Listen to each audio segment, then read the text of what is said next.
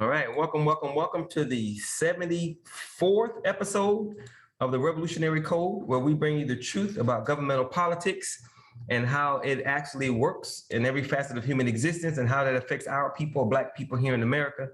I am your host, Brother Tamani M. Wandani out of Houston, Texas, and my co-host is Brother Craig B. Lee out of Shreveport, Louisiana. We call him the Master Domino Assassin, the corporate grassroots revolutionary. Brother Craig, how's everything going with you this evening? Oh, you're muted, brother.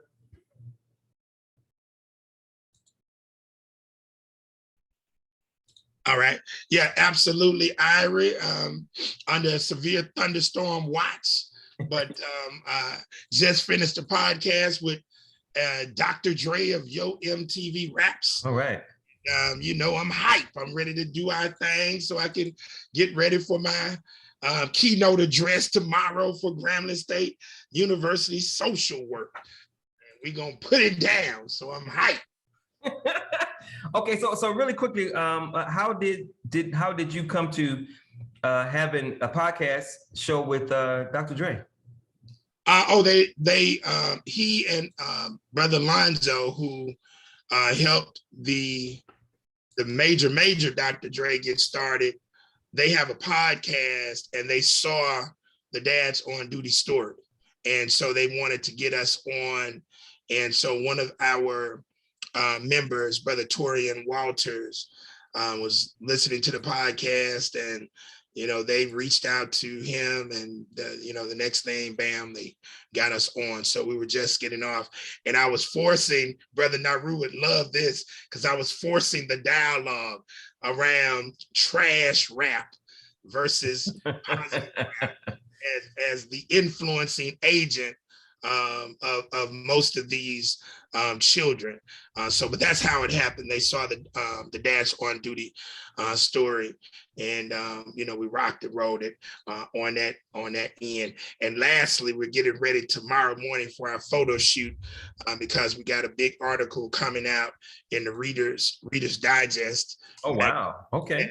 Publication in June, so they're going to come take our photos tomorrow morning at Southwood. So I noticed from the beginning you were acting in a consulting capacity with Dads on Duty, but now it seems like you are they've promoted you to be lead spokesman. Yeah, I've always been board member and business advisor, but yeah, now I'm the actual spokesperson for the organization, and our chairperson is Michael Morgan, a phenomenal city professional, city engineer in the water and sewer department. And so we've made a few adjustments in order to get ready to do this expansion on a national basis. So I've had to elevate my responsibility. And has that been, you were already extremely busy before that. Has that been an easy elevation, or you just sleeping less? It actually, I'll say this, I have to, my procrastination time is very limited. Yeah, amen. I can dig it. Okay, so the title of tonight's show is Establishing a Grassroots Political Machine. As I have shared with you guys before, Brother Craig often sends myself and another brother by the name of Lloyd Ford here in Houston. He sends us articles, as I'm sure he sends other people, about things that are happening in the Black world, showing the psychology of Black people moving forward. And he sent me an article a few days ago that deals with a Black town that is in the process of being taken over. And he says in his notes to me that this article, which we're going to read because there's so much information, I don't want to miss anything. So I'm going to read it and have him stop me and comment when he wants to, because there's so much information in the article.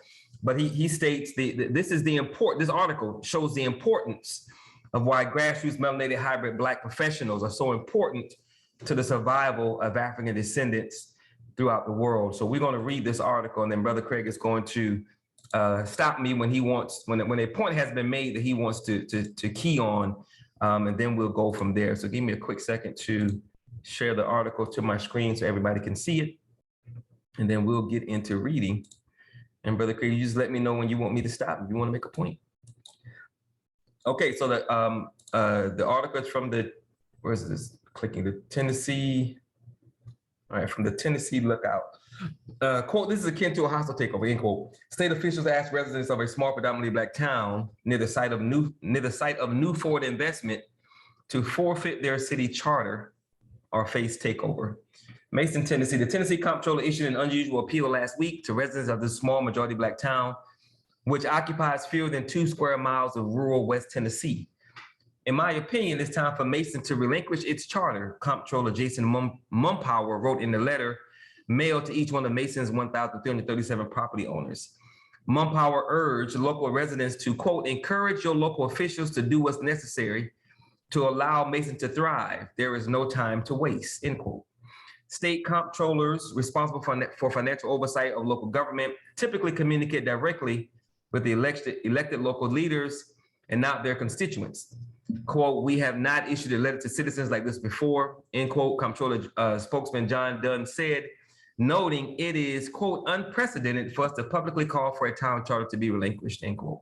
So let's stop right there. Yeah. So we're already hearing that this is unprecedented. And this is being done by the white comptroller of Tennessee. And it is being done to a town that is not even larger than 2 square miles. So I want to put that in perspective right there. Keep on going. But the comptroller's unprecedented public call out comes at an unprecedented time, not only for Mason, but for the state. Mason, located in the southeastern corner of Tipton County, now finds itself with some of the most coveted real estate in Tennessee. So let's stop right here. Let's stop right here. So this is a great case analysis for everybody on the phone. And this is why I use the terminology corporate grassroots revolutionary.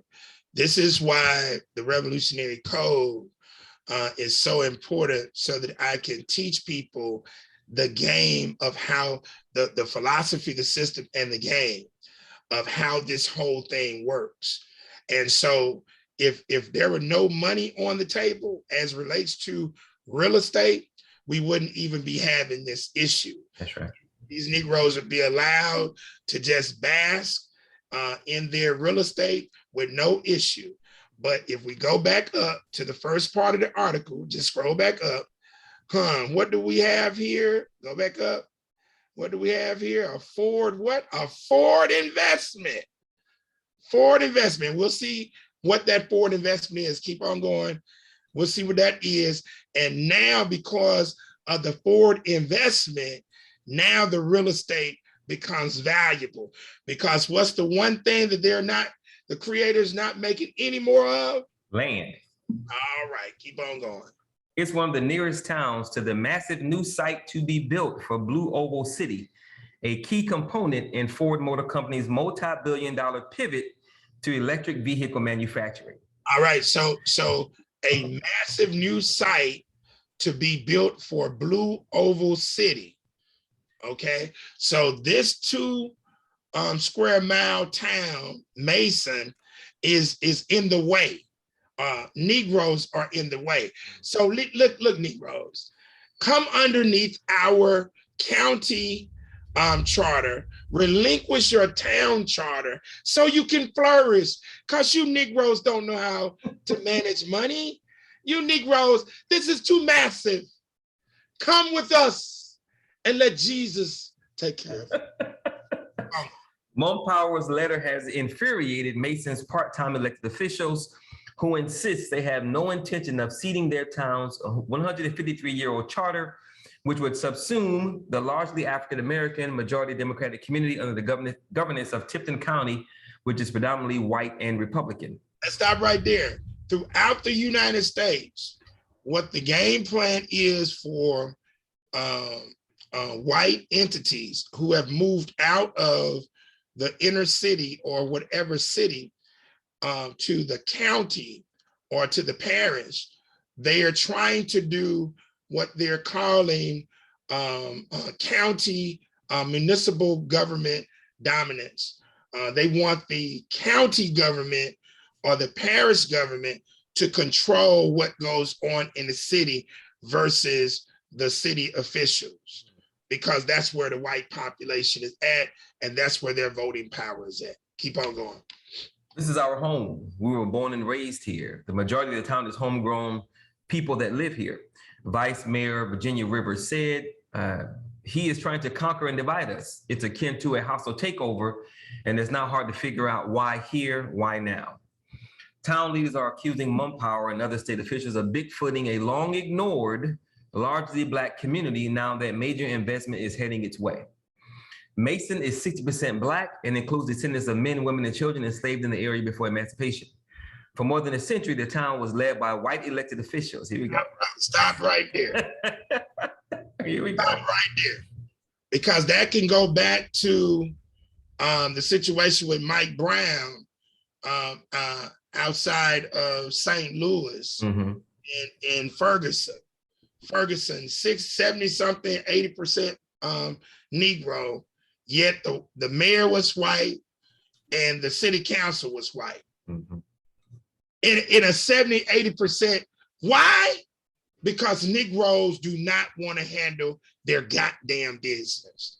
And so you'll see in the article that the white leadership now help to set the pathway for destruction for the town. Keep on going. Yes, sir.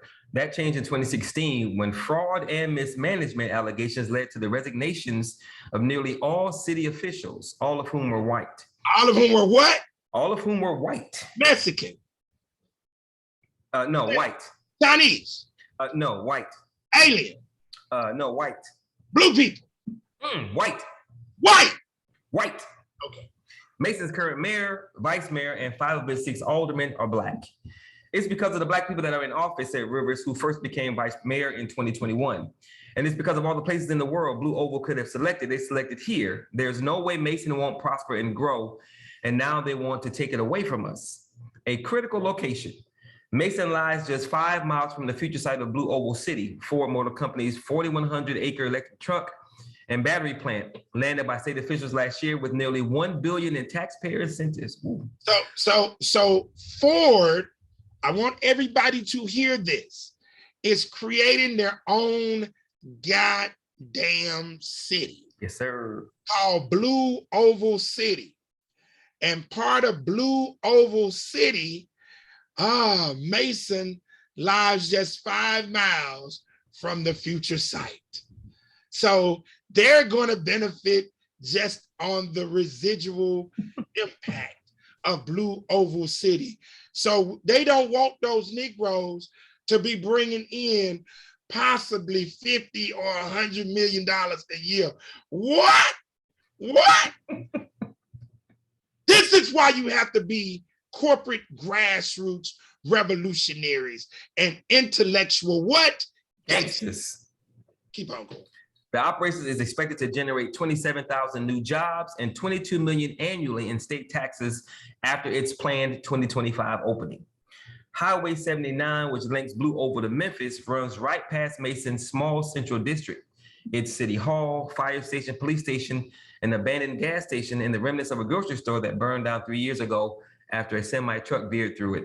It also leads visitors to pit stops on off-the-beaten-path foodie maps of the South. It is home to Gus's world-famous fried chicken, a small counter-serving Black-owned restaurant that rose to fried chicken fame after Oprah Winfrey stopped by. Bozo's Hot Pit Barbecue, a half block away, is a destination for barbecue fans. The white-owned restaurant was featured in the Johnny Cash biopic, Walk the Line. Exit 39, the new I-40 off-ramp slated to bring interstate traffic directly to Blue Oval City, lies 4.5 miles door-to-door from the town center. And CSX Railroad runs directly through the town on a route that would take you straight to the Blue Oval campus. Man, that is prime real estate. Where to house an estimated 33,000 temporary workers needed to construct the site, and the 27,000 permanent workforce needed when the plant opens in 2025 has been a central preoccupation for county and town mayors in Tipton, Haywood, and Fayette counties, all within commuting distance of Blue Oval's campus. Let's stop right there. So now do you see the dilemma? Because now you're going to have an influx of who? People. And people, whether they're temporary or permanent, that's going to bring what? Tax revenue. Yes, sir. Whether it be rental taxes, and the corporation is going to have to create these incentives. So Ford is going to have to put up the dollars. And now you got development that's about to blow out the water. Come on. According to Mumpower, Mason's leadership is ill-equipped to manage the challenges and opportunities ahead. Those Negroes are too stupid to manage this kind of money. Government isn't working for the people who live in Mason now, and people and companies are not going to invest in Mason, Mumpower said. Now, but we didn't care about this 15 years ago. We didn't care because we were only counting pennies at that time. Now it's gonna be millions, and y'all, come on. The opportunity for growth is at their doorstep, and I don't want the people of Mason to lose their opportunity, he said. He cares all of a sudden. They are about to be bypassed if their city leaders don't make responsible decisions. Mumpower points to a 20-year history of fiscal mismanagement, including 2 major fraud investigations that resulted in criminal indictments. Now, who were those people who were managing up until 2017? They were melanin deficient. They were white folks. Exactly. Okay, keep on. He also points to a history of financial accounting challenges that include town officials missing their annual audit deadlines each year since 2001. The financial disclosures for the past 2 years are running late. Between 2004 and 2016, Mason's financials were in such disarray they were unauditable. Mason also has the highest property tax rate in Tipton County. Funds used in large part to employ 26 people on the town's payroll. And who was in control between 2004 and 2016? White folks. Oh, so it's only an issue now because of what? Black folks in control. And also what? Money's coming to the town. From where? Ford Motor Company. And what kind of city they gonna have? A budding, thriving, well-populated. Blue Oval. Blue Oval, a city they are constructing. That's right. Which is very interesting. Mason operates its own water and gas utilities. City officials have been transferring utility payments into their general operating fund to cover expenses, contrary to Tennessee law. The state's Water and Wastewater Financing Board is currently investigating. At the board's last meeting, it threatened to subpoena city officials. And the recent closure of the West Tennessee Detention Facility, one of the biggest taxpayers in Mason, will only make the situation worse, according to the comptroller. The facility, operated by Core Civic, closed down under a Biden administration rule, barring private operators from housing federal prisoners. I'm not sure there's a full understanding of operating a town, Mumpower said. Mumpower's ultimatum. Mumpower has offered an ultimatum.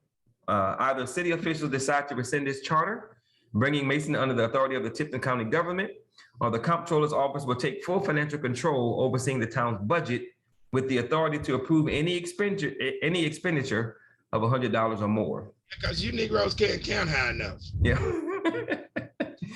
The latter would almost certainly lead to budget cuts, benefit cuts, and possibly layoffs in city government.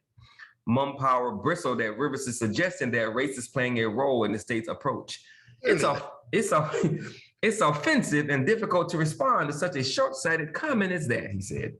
On Thursday, a standing room only crowd of Mason residents crammed into the pews and stood leaning against the walls of Cedar Grove Missionary Baptist Church at a meeting called by city officials to address Mumpower's criticisms. Now is the time for you to hear the rest of the story, Rivers said. Don't sign away your charter, keep your rights. Rivers said elected officials were completely blindsided by the comptroller's statements. Mason is in a deep hole, she said, but the roots of that hole trace back to fraud and mismanagement that occurred during previous administrations and that the current administration has made progress in fixing. In 2011, a former Mason town clerk pleaded guilty to embezzling $100,000 in taxpayer funds. Excuse me, a former Mason town clerk, and that the identity of that person is who? White. Okay, all right. They just happened to miss that. Okay. In 2016, a former public works superintendent was indicted by a Tipton County grand jury after investigators discovered he had paid himself an extra $600,000 between 2007 and 2015. And the identity of that person between 2007 and 2015 was who? White. Okay, all right, okay. The town's financial problems stretched back even further. A 2001 state examination of the town's finances found numerous accounting errors in tax and court collections. And in 2001, the individuals who were accounting for the taxes were who? White. Okay. This administration inherited $500,000 in debt, Rivers said. In 2015, after fraud allegations emerged, nearly the entire town government resigned, leaving a newly elected junior alderman, Gwen Kilpatrick, to assume the office of mayor. Kilpatrick became the city's first Black mayor. In what year? 2015. Oh, wow. Oh, okay. Since then, the city's leadership has remained largely African-American. And since then, Rivers said, city officials have worked to pare the town's debt that accrued during prior administrations while planning for a future with parks, paved streets, a new codes department, infrastructure improvements, and beautification projects. In the past 3 years, city finance officials have completed 5 of its past due financial audits. By the end of this year, they expect to be caught up. Of the 26 people on the town's payroll, 6 are part-time leadership employees, including the mayor, vice mayor, and alderman, who collectively earn just $1,100 per month. The remainder of employees, police, fire, utility, and public works keep basic city infrastructure running. It's kind of hard to go through this and not be recognized as a city that's trying to progress, Rivers said. It seems like no matter what we do, we're knocked down. Why didn't they hold the previous administrations responsible? And why is that? Because they were white. Oh, okay. Town officials won't see their charter, and they plan to fight any effort to take over the city financially, Rivers said. And she told residents they are enlisting outside help. Gloria Sweetlove, president of the Tennessee State Conference NAACP, says she showed up at the town meeting to offer support and to marshal resources. You are in a nice little spot, a sweet spot, and a lot of people want your land, Sweetlove said. If you need to fight, I will fight with you. Don't sign away your charter, keep your rights. The comptroller initiated a public airing of the dispute, releasing its letter to residents to reporters statewide. But county officials with outside assistance have begun their own counter messaging. Will Black people's land be stolen in Tennessee again? A headline in the Tennessee Tribune, the statewide Black paper, read last week. Mumpower is equally prepared to act. And he said, citizens of Mason have nothing to worry about if they decide to rescind their charter. What are they holding on to? Mumpower said, my heartfelt request is let us help you. Yeah. A church is not a building. The community of Mason is not the city charter. It's the people. They will still be the community of Mason. Okay. This is, and you know, let me say this. You know, with all these Negroes who just blow money, you got rappers in Tennessee, you got professional football players in Nashville, you got professional basketball players, the Memphis Grizzlies right down the road. These are opportunities. You got HBCUs in and around this area in Jackson, Tennessee, in Memphis, Tennessee, in Nashville, Tennessee, where I've lived. And again, this is why we never get it, because this is a golden opportunity to now have Black investment come into an area where there's about to be a hell of a return on your investment. It's not even a question if it's going to happen. It's just when over next year. There's the plan is slated, and they say when 2025. Yeah, but I'm just saying, in terms of next year, 2023, we know it's going to be 2025. That's right. Is the boom going to happen in 2023, 22? The point is, you're going to generate resources.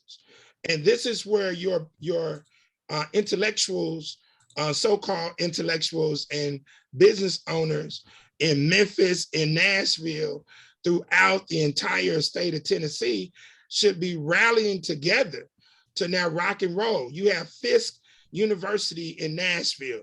You have Meharry Medical College in Nashville. It's 100 and something miles away from this spot. However, this is where you rally to now come together to now solidify the infrastructure in this place so that now everybody can get paid. Development can be abundantful in this area.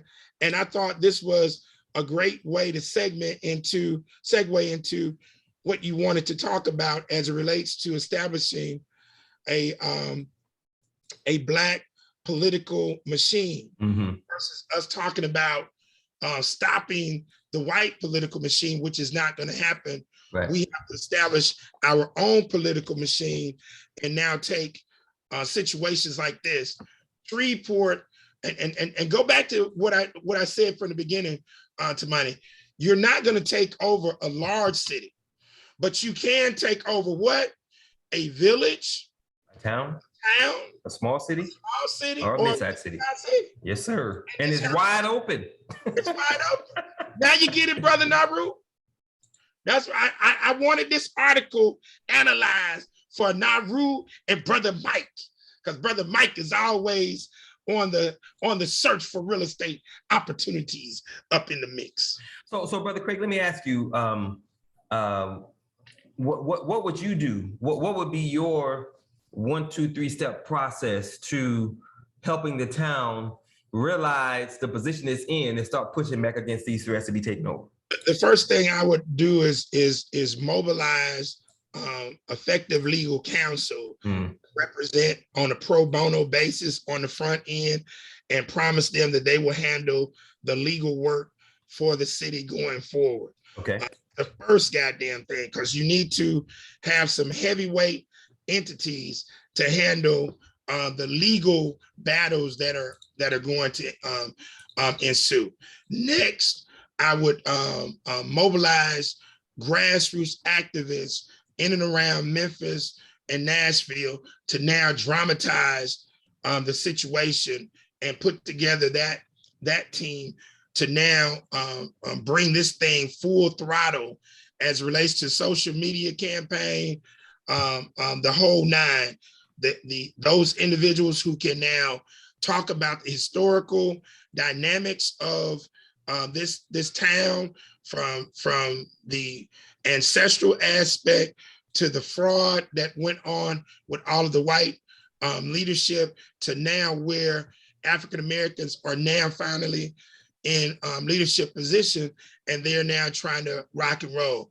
So I would bring recruit as many people from within the state of Tennessee, primarily from Memphis, but going over to Jackson, Tennessee, and over to Nashville, and I would goddamn recruit their asses and promise them some equity in the future growth of this 2 square mile town, because it's going to be phenomenal. Yeah. So wait, I got the first two: the pro bono legal work, mobilizing grassroots advocates. What was the third one? That pretty much goes hand in hand with the legal. Once you mobilize those people, now you're able to bring in other entities on the backside, developers, whether it be architects, engineers, those construction entities, because you're going to need a full-scale team of business professionals, construction, real estate, the whole nine, to actually come in and help them accomplish their agenda, civil engineers and whatnot. But it's going to start on the front end with a solid legal team. Right. Okay. So the boom is supposed to happen in 2025. That's like 2.5, 3 years from now. With such a small population that they're working with, what would you advise them to do from now until the boom happens to keep their city running, because they have such a small population? We see what's coming. We know what can happen, but they still have to make it to that point. Well, that's why I said what I just said in terms of bringing the legal folks on and everybody on in terms of an equity-based situation. They don't have the resources right now, so you have to sell the people on an equity arrangement for future benefits down the road. That's how you go about doing that. And so this is a great opportunity to sell them on establishing a new 21st century Black Wall Street that's going to be directly connected with Ford Motor to build electric cars. So this ain't going nowhere. You see what I'm saying? So you now get the people to say, hey, I'm going to bring my intellectual capital to that city in partnership with you for the future of my firm becoming handling the accounting for the city. Since accounting is a big issue, now you bring a Black accounting firm in to now handle the business, and they would be a fool to not take it on. Why? Because, dude, you handle the damn accounting. Now you're going to be in a position to now have that as a contract when all is said and done. You see, so on the front end, you don't charge because now you lock down the contract that goes ahead, because they're going to need legal, they're going to need accounting, they're going to need the construction, the civil engineering, everything that a town needs, a city needs, they're going to basically need. And then they'll be able to make some things happen within those couple of square miles. So since the town is so small, I think it's only 2 square miles, 2.5. Yeah, so it's a small space. Would you also seek to purchase surrounding real estate, since you know this boom is coming as well? It ain't gonna be no real estate for you to purchase. Well, because the Ford's always scooped it up. You goddamn right, in the white folks. Ain't gonna be no goddamn real. I mean, you'll be smart to leverage real estate probably about 20, 30 miles out. Because I'm talking about, because see, I'm familiar with this area, because Jackson, Tennessee used to be a part of my territory back in 1990, 91.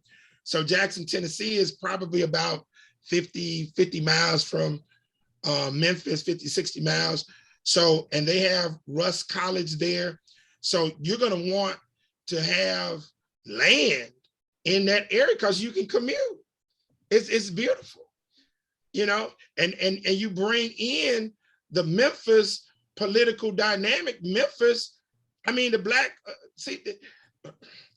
again, these are opportunities. Yes, like for me, I've already laid this out as we take over Shreveport. Yep. I've laid out 100-mile radius to the west of Shreveport, to the north of Shreveport, to the south of Shreveport, all the way to the east of Shreveport. So we insulate ourselves. So as I attract, based on the industry that I seek to bring to Shreveport Caddo, we attract over 300,000 folks. I don't want all 300,000 living directly in Shreveport. I want them positioned in key places like Greenwood, Louisiana, our neighboring town. Why? We're going to take over that goddamn town. Right. I want them in Vivian, Louisiana. Why? We're going to take over that goddamn town. Oil City, Rodessa, Minden, Mansfield. We're going to take over all the little goddamn towns where people can now do what Naru likes, that goddamn vegan living, and grow all the damn agriculture that he wants to damn grow, all the black whole peas and all that nice agriculture. Hell, let Naru bring his ass and do some farming here, along with the other cat in Georgia. So you do all this, so you take over all of the governmental apparatuses. So you now insulate your damn self. So now Shreveport is the hub, but we now look out for everybody that's within this 100-mile radius, which brings in what? Grambling State University to our east, brings in Wiley College to our west, okay? We bring in all of the Negro students who are attending Centenary College here in Shreveport, LSU in Shreveport, all the way down to Natchitoches with Northwestern. So we bring in that intellectual capital, and now we'll be facilitating them in the key positions. So now we maintain our intellectual capital so it doesn't leave which is why Shreveport is in the dilemma that we're in right now. So that's the insulation game plan that Shreveport can offer, because at that point, where we've grown the population to over 300,000 within an hour drive time of the MSA, we now are able to lower our airfares in the city of Shreveport. What's MSA? That's your metropolitan statistical area. Okay. So all of the population within the metropolitan area of Shreveport, Bossier. And so within an hour drive time, we need to have about 800,000 people so that our airfares can come down, because right now, Shreveport is considered to be a business travel destination versus a conference, convention, and leisure travel destination. That's why our airfares are so high. So we bring that down, and now we increase rail and look at the possibility of light rail, where Shreveport takes off in a direction that's off the chain. And the same thing that needs to be going on. Memphis, the Negroes there need to look at this area as an acquisition, so they provide assistance to them so that they can dominate in that area. Yeah. So well, before I ask my last question, if you missed the beginning of the show, you're listening to and watching The Revolutionary Code, where we bring the truth about how government of politics actually works in every facet of human existence and how that affects our people, Black people in America. This is our 74th episode, and the title of tonight's show is Establishing a Grassroots Political Machine. I'm your host, Brother Tamani Mondani, and my co-host is Brother Craig B. Lee. And we're trying to drive home this point. So Brother Craig, I don't think I've ever asked you this before, but as you talk more about the very specific and precise plan that you have for Shreveport, how long did it take you to fully understand, grasp, and lay out what's possible for Shreveport? Because you just laid out, and we had a previous show where I asked you a bunch of questions, and of course I never prep you about Shreveport, and you just answered them all, boom, boom, boom, boom. So how long has it taken you to really fully understand what's possible with the city of Shreveport where you live? And was it just you that developed the strategy and the vision, or did the team help do that? No, I developed it, but there were, when my first business partner, Israel Shadea, he helped tremendously in that he was an architectural designer. Okay. So that brought in development to my repertoire. Okay.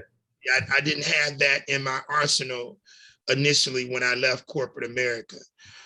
So if having lived in New Orleans, I would have to say, I would have to start my journey to understanding how to put all this together.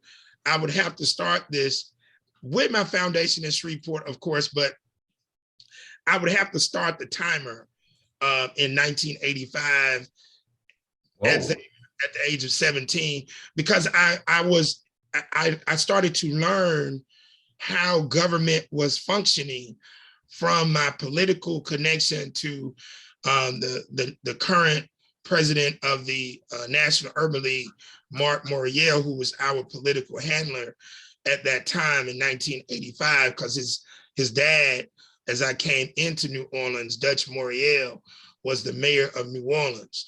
So this is where I really start to learn a little bit about government, and I would have to start it there because I didn't have that awareness in Shreveport.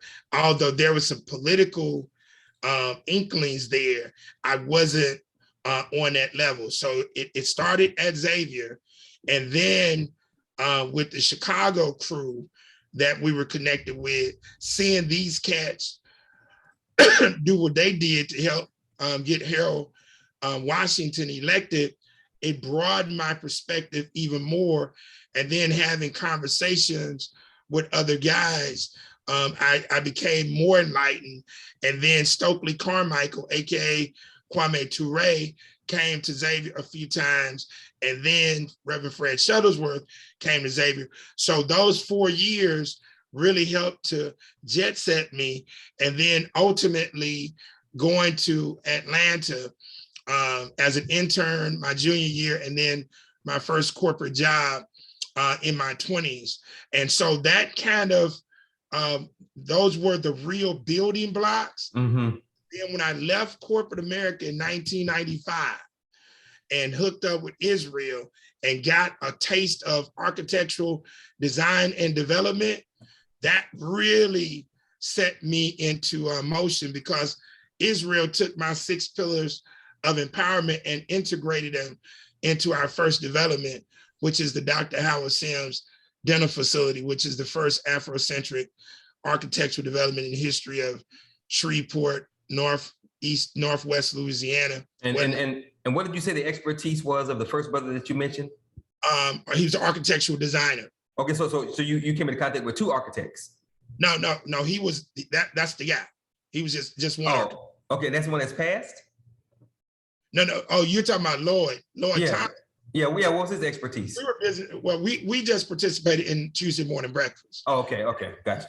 Grassroots work. Yeah. But Israel helped me understand this city thing from that development piece. Was he from Shreveport as well? From Shreveport as well. Gotcha. And so, but there was no direct teaching for me, but being around the guy who changed the form of government with his legal lawsuits, Huey Huckabee, my former teacher, Joe Shine, who was city councilman, I was able to be around these guys and absorb, and I became a sponge, and I learned from them.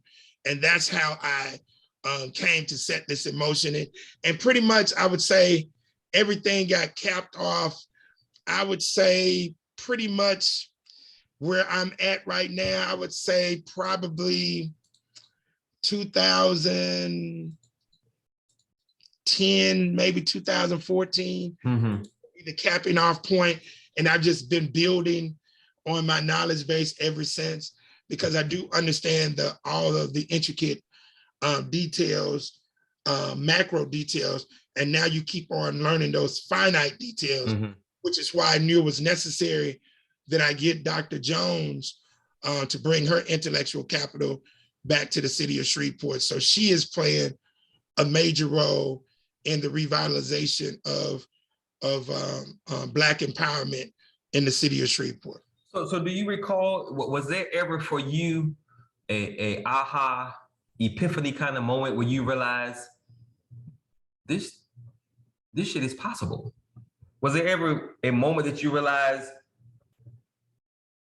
I can reconstruct this whole thing for Black people based on all this information that I've gotten from these people that I've been blessed to be around? Was there ever a moment, or did it just kind of grow into the reality of what was possible?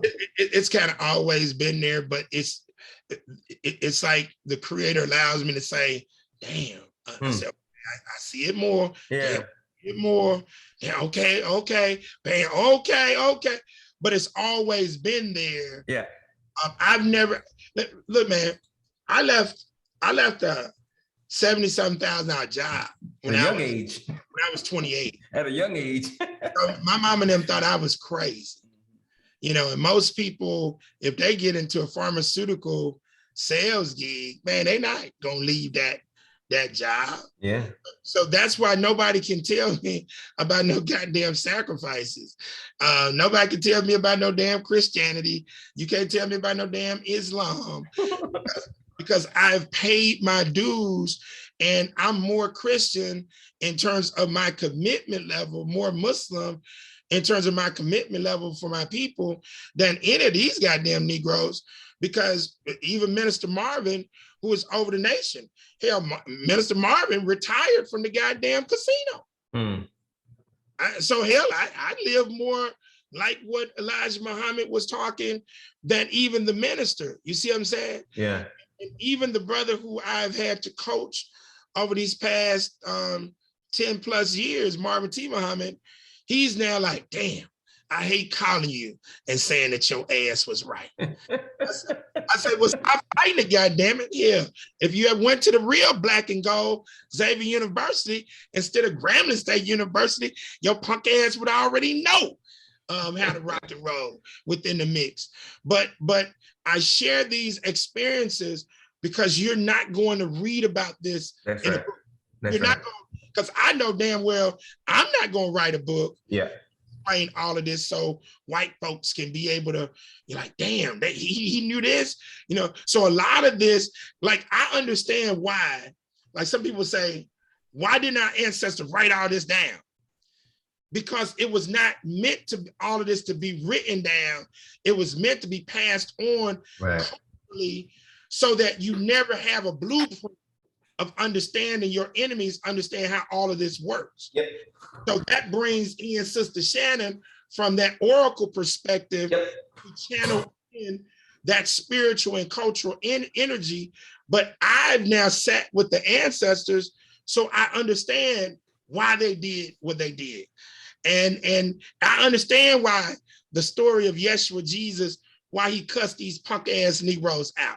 Because if you don't cuss their ass out, you have to bust a cap in their goddamn ass because they so goddamn crazy. Okay, so get back to the article. Given the tremendous size of the opportunity for Black people in Mason, is it worth?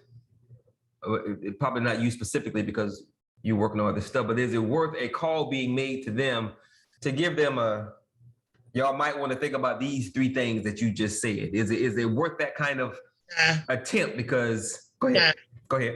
Now, because these are Negroes, they're not grassroots Black folks.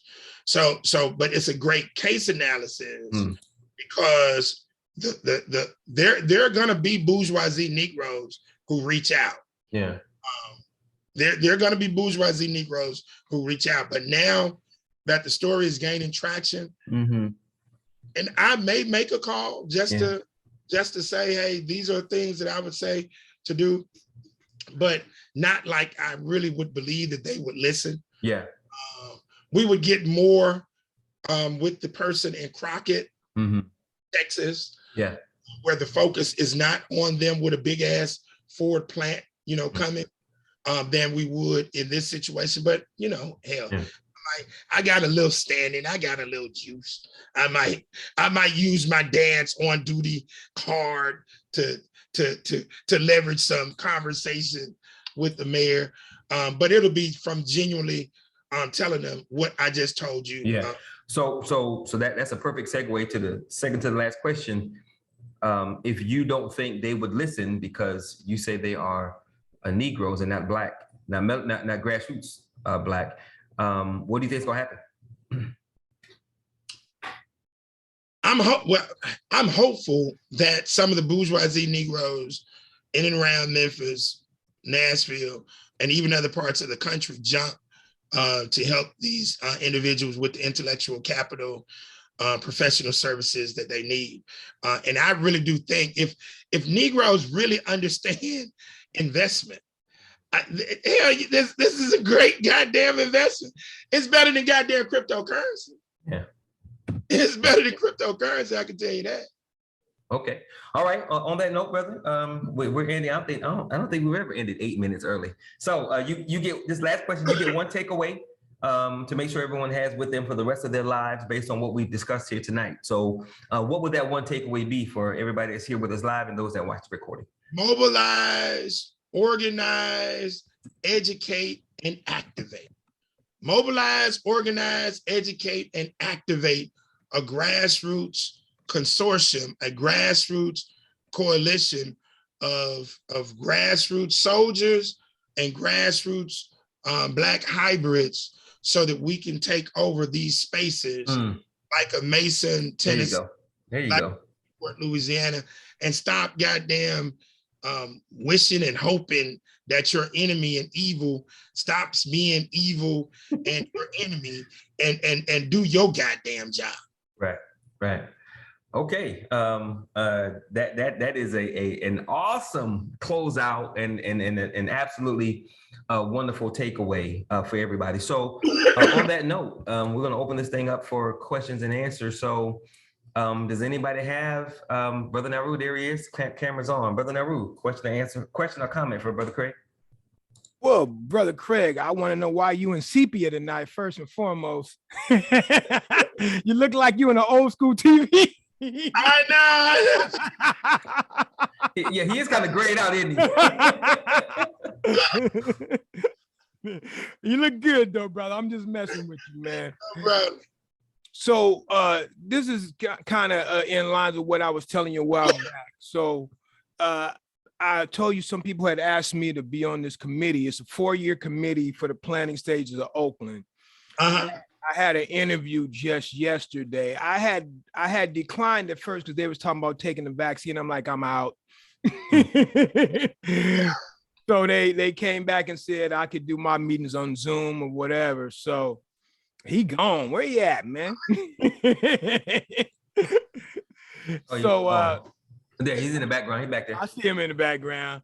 Yeah. So yeah, I got to ask a lot of questions. So I'm going to get to learn a lot about the infrastructure and all the things that are going on. So I want to thank you because you actually inspired me to apply for that position, to learn more when we were talking about finances and budgets. Yeah. So I just wanted to give you a thanks because just being here and listening gave me the courage to go ahead and learn more and get involved. So I just wanted to thank you and Brother Tamani for that. And I ain't got no question. I just wanted to thank you guys tonight. That was it. Amen. Awesome. And Naru, that's powerful because let me tell you, when you start to get deeper into the layers of this thing, see, then a lot of the idealism that people have, that shit dissipates. See, I knew if Dr. Jones came back to Shreveport and I could help plug her in and she could really start to learn the intricate details of what goes on inside of municipal government, I could position her to leverage certain resources that I couldn't leverage because I'm the intellectual gangster. You see, so you gotta have legitimate agitators who can help to create opportunities for legitimate business people so that they can now collaborate. This entity now makes the money through the public sector and the private sector contracts to now facilitate a percentage of those dollars to the legitimate agitators. This entity still has to be entrepreneurial in his thought process or her thought process from a for-profit and a nonprofit level. And now they collaborate to build this legal team, this financial team, this business team, the arts and culture team that you represent. So you now shape the overall dynamic of the public space that you want to see in your damn city, in your damn county. And so this goes back to a conversation that we were having months ago, Naru, last year, and you brought the point up as we were talking about Langston, Oklahoma. You know, like, why aren't more people migrating back to these spaces so that you can take them over? See, the Negro's mind is so goddamn warped that they don't even see that, dude, if you're making millions of dollars in like a Langston, Oklahoma, or a Shreveport, Louisiana, or a Grambling, Negro, you can still fly out on the damn weekends. You ain't got to be there 24/7. That's right. That could be your corporate headquarters. I can still come see your ass in Oakland, Nauru, if I'm balling. True. But the mindset of the Negro is, I got to be around. I got to be around New York. I got to be in. No, you don't. Create your own. Use your artistic mind to create your space in your damn city. And migrate to cities where that you can now control the public policy. And that is how we now make this thing happen.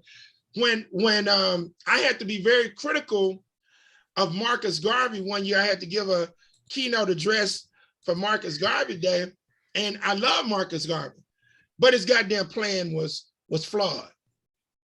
His plan was totally flawed because you're trying to go back to Africa before you build an infrastructure in the United States. You say, well, Craig, how could he build an infrastructure in the United States? Because he had people like my uncle, Giles D. Moore, who was a follower of his, who had already built a goddamn town called Moorestown. And he had all of these other Black people who had created towns. So it would stand to reason that if Black folks had towns like Africa, Texas, okay, and you had a 200 Black townships, it would stand to reason that you would try to have a close connection to the Gulf Coast. So now you could build up to what Paul Cuff was doing back in the early 1800s, late 1700s, in building ships. That's right. In building ships versus buying funky ass ships that white folks selling you that punk ass. But he was like, oh, let's go back to Africa. Let's go back. I'm gonna be the president of Africa. Nigga, are you crazy? Africa is a continent. Now, this is what Joseph Malema is trying to say now, a United States of Africa, but you gotta build up to that, right? And so you already had a lot of things in place had we now focused on them, but these spaces are available for the taking. Yeah. If we bring the intellectual capital back and help, and these Negroes be blowing all kind of money, Puff Daddy, Jay-Z, man, there's so much they could do. So I don't even complain about it anymore. I simply say, for those of us who are grassroots hybrids, it's up to us to produce the ideas to leverage the money, status, and materialism to acquire the goddamn spaces. That's real. That's I real. can dig it. I can dig it. Okay, cool. Now, anything else?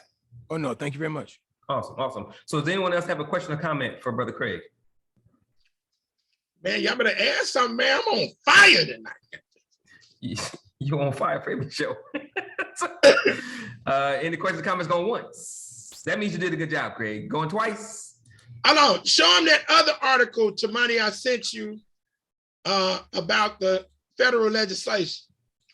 Okay, let me go back to my... Just gonna mess y'all up. Sister Shannon, you got a trivia quiz tonight. Well, it's funny. I just kind of stepped back in my room and I was going to ask a question. Well, not really ask a question, just make a statement. Recently, there's a story in Colorado about the HOA coming back and foreclosing on some homes because these people forgot to, or they didn't forget. They allowed their HOA fees to tally up and didn't pay them. So now they're coming back to take these people's property. And this is 17, 20 years after them not paying these HOA fees. And now they're coming back and foreclosing on these people's homes. Oh no, that's impossible, Sister Shannon, because you're a homeowner. You're a homeowner. No goddamn homeowner. So Craig, you talking about the one about the people who were caught up in the charges? No. Not the daylight savings, because I don't have that. Exactly. Yeah. That one.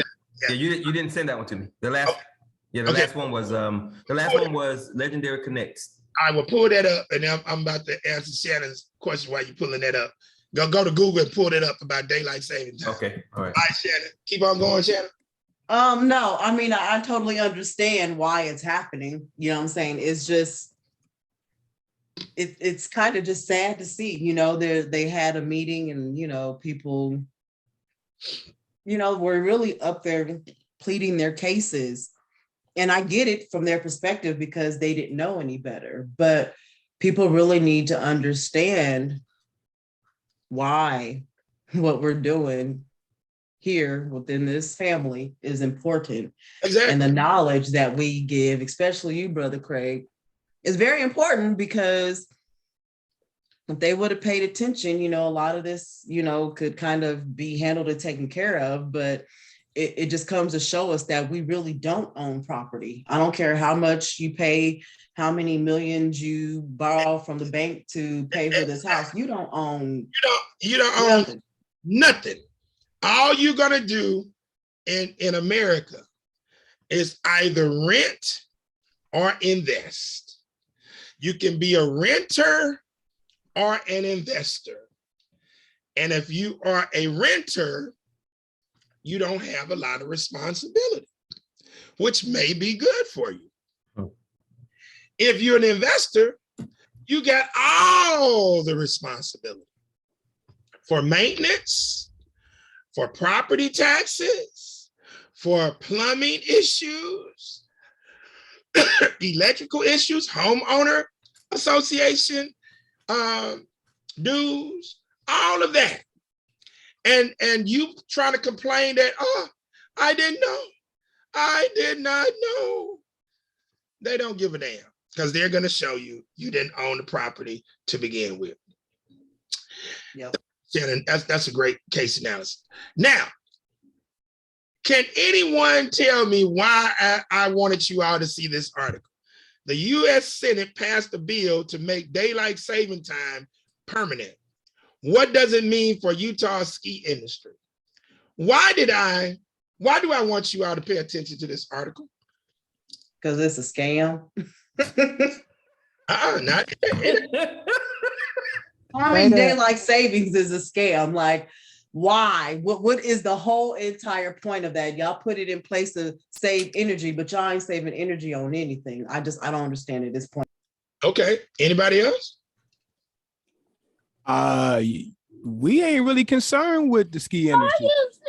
So, what does that got to do? What that got to do with us? Focus on the first sentence.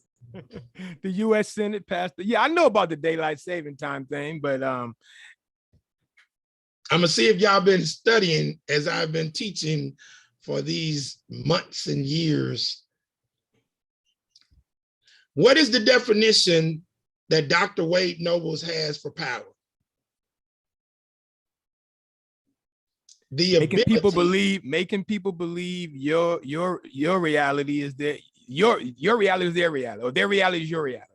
Exactly. The ability to define reality and have others respond to your definition as if it were their own. So what this article is showing you is the white man's ability to control what? Time. Exactly. So is daylight savings time a real thing? No. No. Because they don't do it really. overseas. So what is it? White man's time. It's a goddamn idea that came from white folks. And like everything else. And when you can take an idea and make it real, you have what? Power. Power. That's why I wanted you to focus on this article. See, it doesn't matter that it's a perceived scam. Guess what would happen if you didn't set your goddamn clock back or forward when they told you to set your clock back? Some of them got to work late. And then guess what would happen to your ass if you get to work late? That's power. Yeah, that's power. Amen. Okay, Brother Craig. Any I'm not sure if that was going to be your closing comment, but any closing comments? That's it, there, brother. Unless somebody else had a question. Okay. Question time over. All right. So I asked Brother Craig, as I always do, to give one takeaway from the show that at the end of every show, and this takeaway he gave for this show was absolutely timeless as relates to what we're doing right now. So Brother Craig said, mobilize, organize, educate, and activate. Mobilize, organize, educate, and activate. Now, all the shows we do are absolutely phenomenal because of the information the brother shares. The leadership, the guidance, the understanding, the breaking down, the connecting the dots. If we took his lead on how to operate and maneuver on the grassroots level, we could control some geographic space, not just one, not just 5, not just 10, but several in this country. But like he said, which is why I asked him the question, how did you come to this point by which you have this vision that's possible with the right team? And he talked about some of the expertise, the people that came across, who influenced him. To run a city, we got to have people who know what they're doing. And they have to know what they're doing in key areas as relates to overall Black life and the development and functioning of a municipality.